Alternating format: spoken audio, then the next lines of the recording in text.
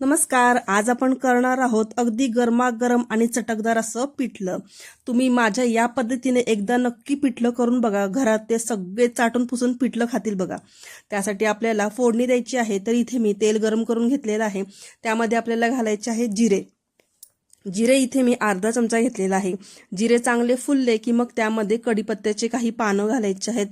कढीपत्ता सुद्धा चांगला तळला गेला ना मग नंतर आपल्याला यामध्ये घालायचा आहे कांदा. तर इथे मी 2 मीडियम आकाराचे कांदे अगदी बारीक चिरून घेतले. आता त्याला आपण चांगलं परतून घेऊया.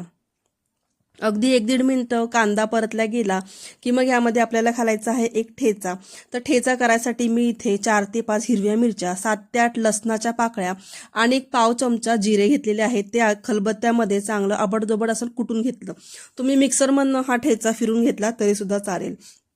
फक्त कांद्याबरोबर तो चांगला आता आपल्याला परतून घ्यायचा आहे. त्याचा थोडासा जो कच्चेपणा आहे ना मिरचीचा तो आपल्याला घालवायचा आहे पूर्णपणे. तर इथे मी एक 7 ते 8 मिनिटं कांदा आणि मिरची तेलामध्ये चांगली परतून घेतलेली आहे. बघू शकता तुम्ही. आता ह्यामध्ये आपल्याला घालायची आहे कोथिंबीर. इथे भरपूर कोथिंबीर घाला आणि हळद घाला 1 छोटा चमचा. तर कोथिंबीर तेलामध्ये घातली ना त्याचा स्वाद नक्की खूप छान येतो. म्हणून कोथिंबीर नक्की एकदम कांद्यासोबत परतून घ्या. आता हळद कोथिंबीर आता कांदा मिरची सोबत चांगली परतून घ्यायची आहे आणि त्यानंतर ह्यामध्ये आपल्याला घालायचं आहे पाणी. तर इथे पाणी घालताना तुम्हाला किती पिठलं करायचं आहे त्या अंदाजाने तुम्ही इथे पाणी घाला. तर इथे मी 4 ते 5 जणांसाठी पिठलं करत आहे. त्यामुळे मी इथे दीड ग्लास भरून मी इथे पाणी घातलेलं आहे आणि पाणी मी गरमच घातलेलं आहे यामध्ये.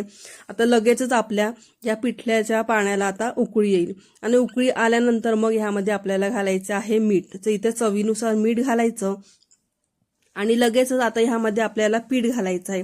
तर पीठ इथे मी हातानेच घालत आहे. एका हाताने पीठ घालते थोडं थोडं आणि एका हाताने चमच्याने त्याच्यातल्या ज्या गुठळ्या होतात पिठाच्या त्या मोडून घ्यायच्या आहेत. बरेच जण पाण्यामध्ये पीठ काढून तसं सुद्धा घालतात. तसं केलं तरी सुद्धा चालेल. परंतु ही जी पद्धत आहे ना पीठ टाकायची हाताने आणि एका हाताने जे गुठळे आहेत त्या मोडून घ्यायच्या, त्याच्याने पिठल्यामध्ये जी चव आहे ना ती खरंच वेगळीच चव येते.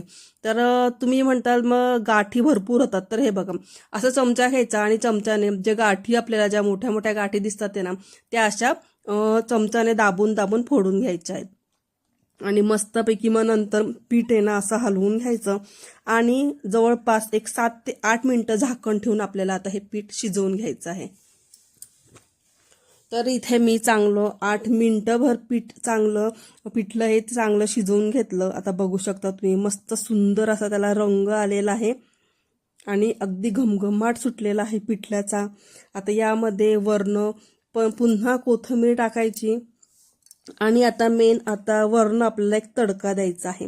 त्यानेच खूप छान टेस्ट येते. तर इथे तडक्यासाठी पुन्हा मी 7 ते 8 लसणाच्या ज्या पाकळ्या आहेत अगदी बारीक बारीक चिरून घेतला. तुम्ही खिसून घेतला लसूण तरी सुद्धा चालेल.